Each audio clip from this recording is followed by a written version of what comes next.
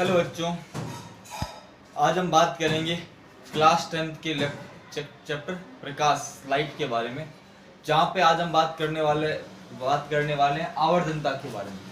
बच्चों, last lecture में मैंने दर्पण सूत्र की बात की थी। 1/v plus 1/vu equals to 1/f। हमारा मिरर फॉर्मूला था 1/v plus 1/u equals to 1/f। v क्या होता है? प्रतिबिंब की दर्पण से दूरी। u क्या होता है? बिंब की दर्पण से दूरी। f क्या होता है? फोकस दूरी। आज हम बात करने वाले आवर्धनता या आवर्धन क्षमता। ध्यान रखना, किसी दर्पण के लिए प्रतिबिंब की ऊंचाई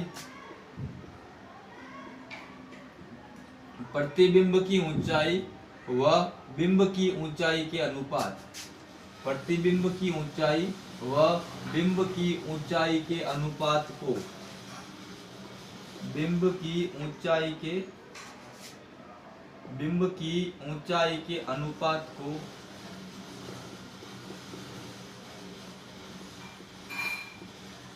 दर्पण की आवर्धनता कहते हैं। दर्पण की आवर्धनता या आवर्धन क्षमता कहते हैं।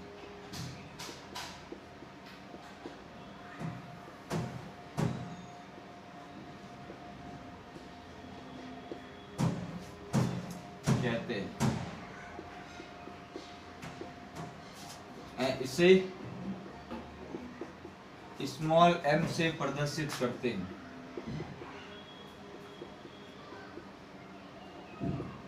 स्मॉल m से प्रदर्शित करते हैं। क्या होता है बच्चों? स्मॉल m इक्वल्स टू प्रतिबिंब की ऊंचाई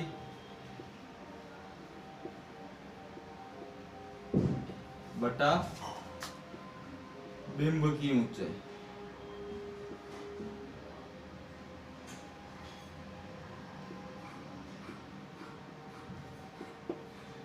m इक्वल्स टू HI/HO। और बच्चों ध्यान रखना, ये कैसा राशि होगी? यह मात्रकहीन राशि है। क्यों? क्योंकि ऊपर नीचे समान राशि है। अनुपातिक राशि हमेशा क्या होती है? मात्रकहीन होती है। क्या होती है बच्चों? मात्रकहीन। ये बच्चों क्या हो गया? आवर्धन क्षमता होगी। क्या हो गया बच्चों? आवर्धन क्षमता होगी। ध्यान रखना बच्चों, इसको आप एक बार नोट कर लें। इसको बच्चों एक बार नोट कर ले। आवर्धन क्षमता का बच्चों एक मैं आपको सूत्र बताता हूं, स्पेशल सूत्र।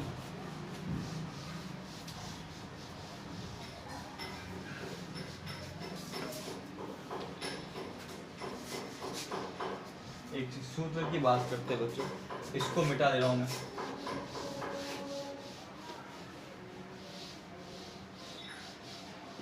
देखो बच्चों, अवतल दर्पण के लिए हम बात करते हैं।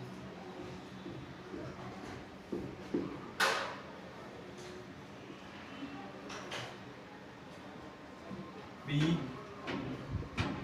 F और C। यहाँ कहीं हमने ऑब्जेक्ट रखा, मुख्य अक्ष के समांतर रेखा कहाँ से गुजरेगी बच्चों? फोकस बिंदु से। P से गुजरने वाली रेखा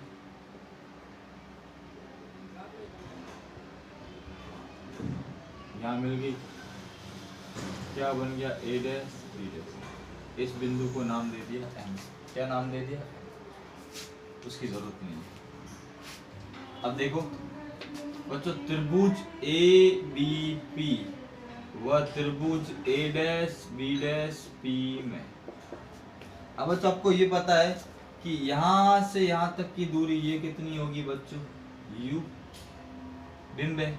और ये दूरी कितनी हो जाएगी बच्चों? U और V। ये जो होता है वो होता है हाइट ऑफ ऑब्जेक्ट। ये हो गया हाइट ऑफ इमेज। ये अच्छा है। अब त्रिभुज ABP व A dash B dash P, कौन ABP ये वाला और एक ये वाला बराबर कौन A dash B dash P बराबर 90 डिग्री। और एक ये और एक ये I और R।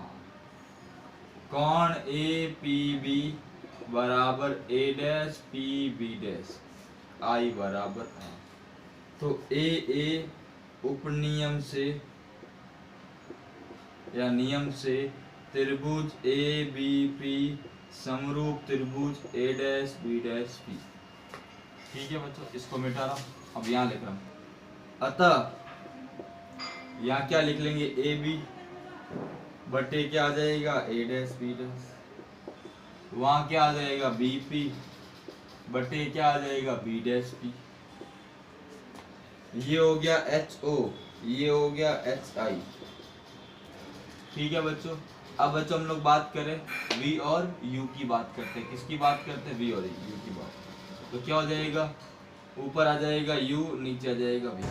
बच्चों अब इसको हमेशा हम क्या लेंगे, नेगेटिव।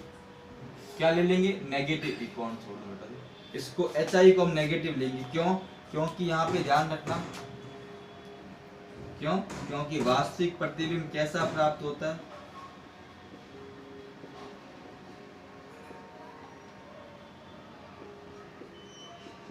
उल्टा प्राप्त होता है, ये ध्यान रखना।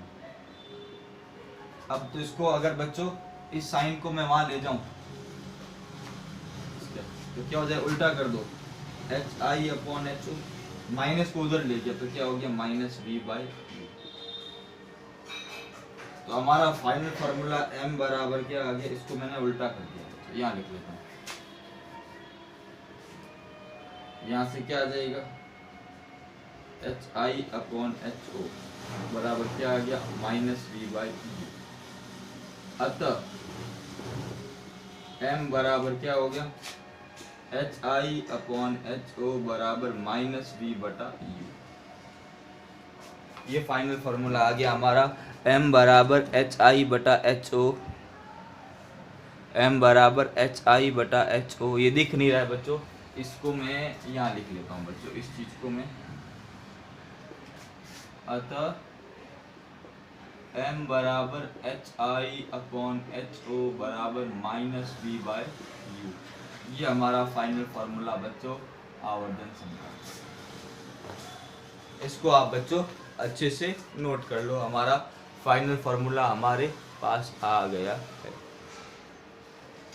प्रतिबिंब कैसा प्राप्त होता है, उल्टा। ये आपको दिख नहीं रहा है, इसको मैं यही लिख लेता हूँ क्योंकि वास्तविक यहाँ पे दिख नहीं रहा बच्चों, प्रतिबिंब उल्टा प्राप्त होता है।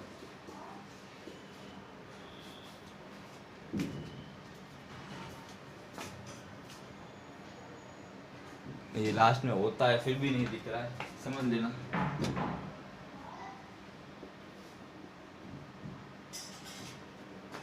ठीक है बच्चों, नोट कर लो इसको।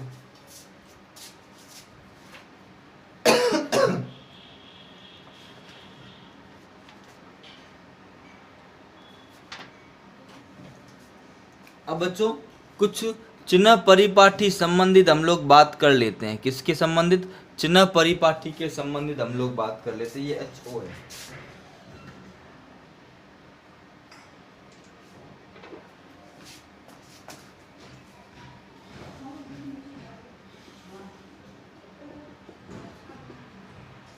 अब हम कुछ चिन्ह परिपाठी संबंधित, मैंने आपको नियम बताए थे, उस नियम को आसान भाषा में आपको सॉल्व करवाता हूँ बच्चों।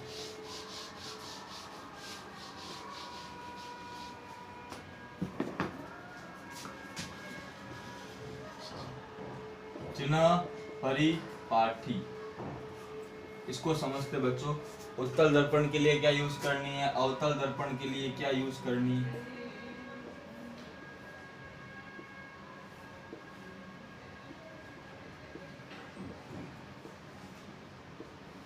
बच्चों समझना, यहाँ पे सारी बातें करवाऊंगा। अब देखो, उत्तल दर्पण की बात करो बच्चों, डायग्राम बनाता हूं एक बार पहले। ये P, ये F और ये C। अवतल दर्पण की बात करूं, ये P, ये F और ये C। तो ये फोकस दूरी यहाँ पे हो गई और यहाँ ये फोकस दूरी। इसका मतलब अब दूरियां कहाँ से मापेंगे, बिंब को हमेशा यहाँ रखेंगे, ये बिंब यहाँ पर बिंब रखो,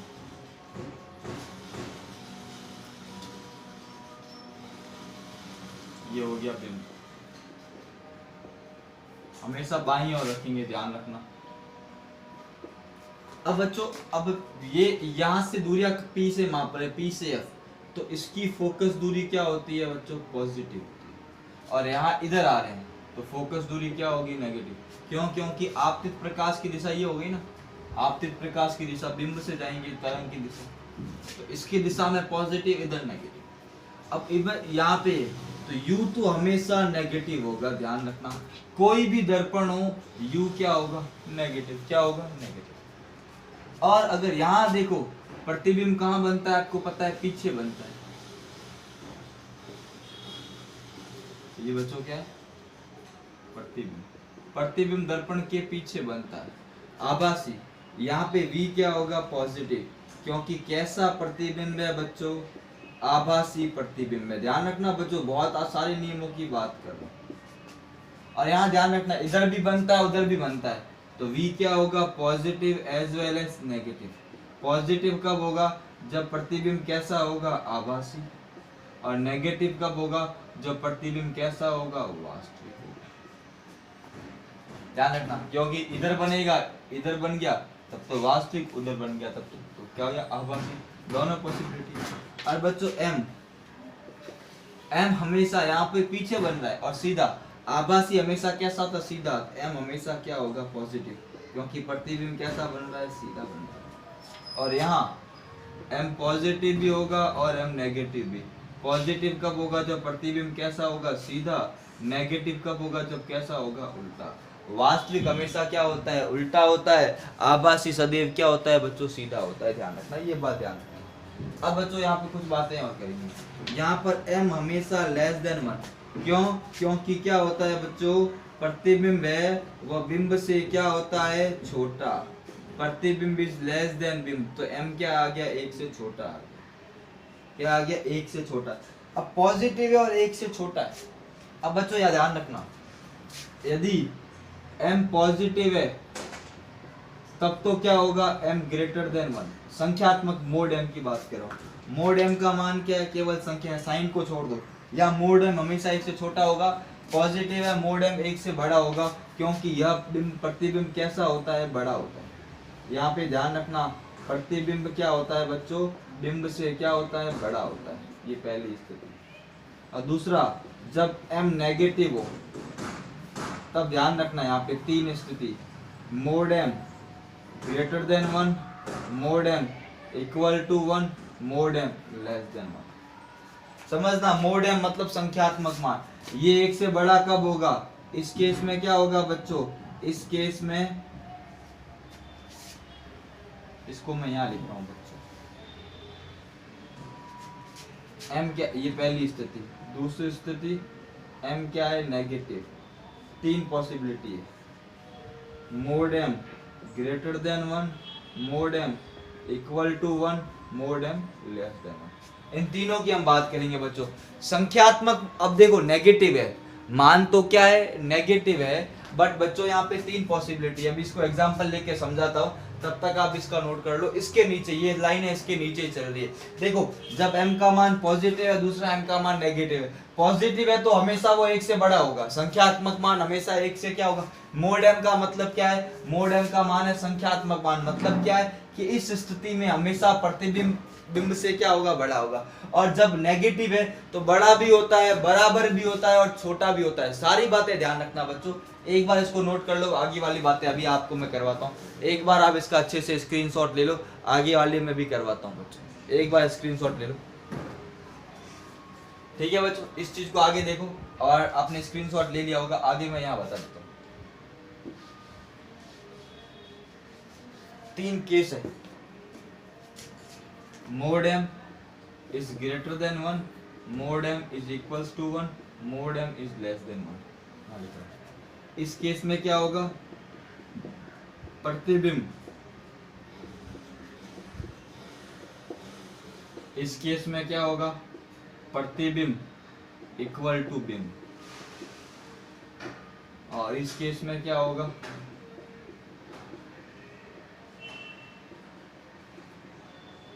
जैसे मैं ले लूँ m equals to -2, m equals to -1 और m इक्वल्स टू -1/2। अब समझना बच्चों, m इक्वल्स टू -2 है तो 1 से छोटा, पर यहाँ मोड m का मान कितना हो जाएगा 2, यहाँ मोड m का मान कितना हो जाएगा 1, यहाँ मोड m का मान कितना हो जाएगा 1/2। मतलब है नेगेटिव साइन क्या बता रहा है, वास्तविक वास्तविक वास्तविक। 2 का मतलब क्या है, प्रतिबिंब बिंब से बड़ा है। a का मतलब प्रतिबिंब बिंब के बराबर है, 1/2 का मतलब प्रतिबिंब बिंब से छोटा है। इसका मतलब अवतल दर्पण में वास्तविक प्रतिबिंब बिंब से बड़ा भी होता है, उसके बराबर भी होता है तथा उससे छोटा भी होता है। सारी पॉसिबिलिटी बच्चों आपको ध्यान रखनी है, अच्छे से नोट कर लो इसको बच्चों।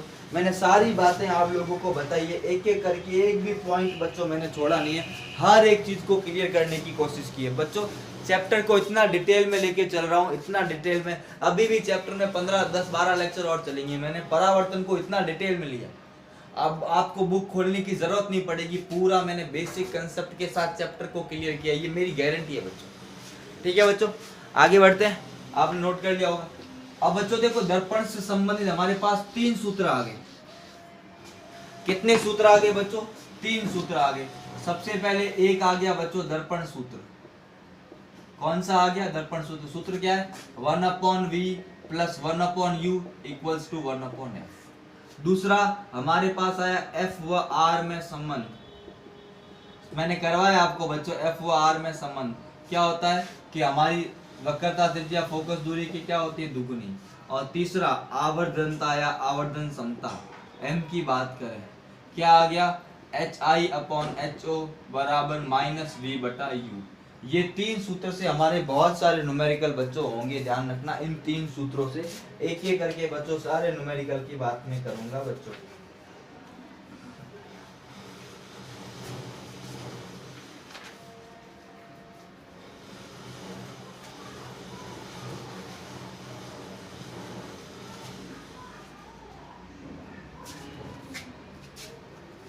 ठीक है बच्चों, एक सवाल लेते हैं।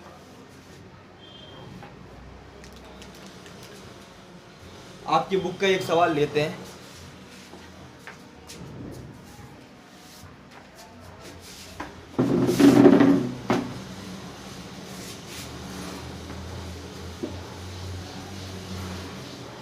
सवाल क्या बोल रहा है बच्चों, एक व्यक्ति का चेहरा, एक व्यक्ति का चेहरा दर्पण से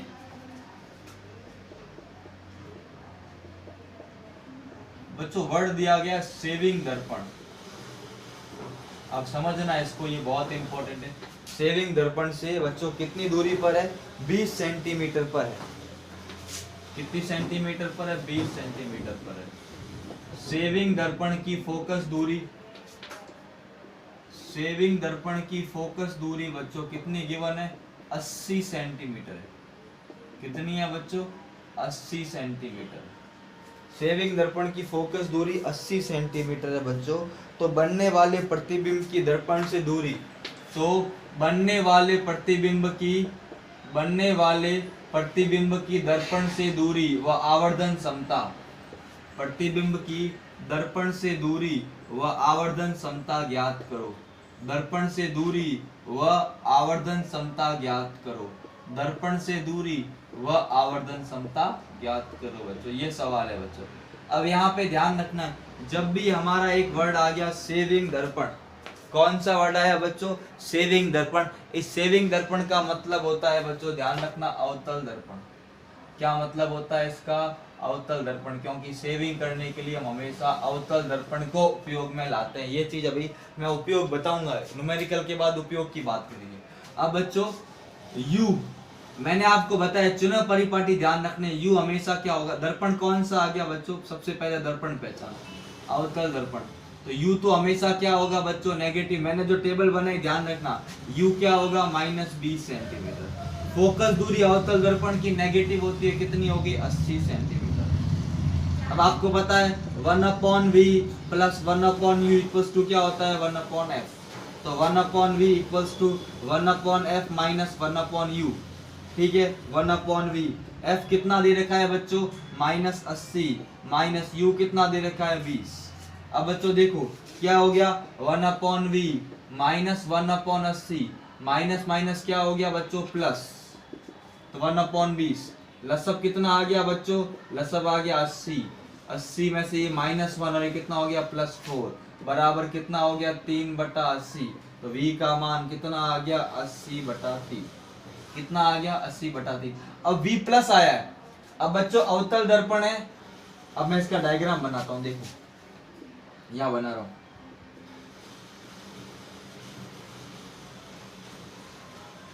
ये P, ये F।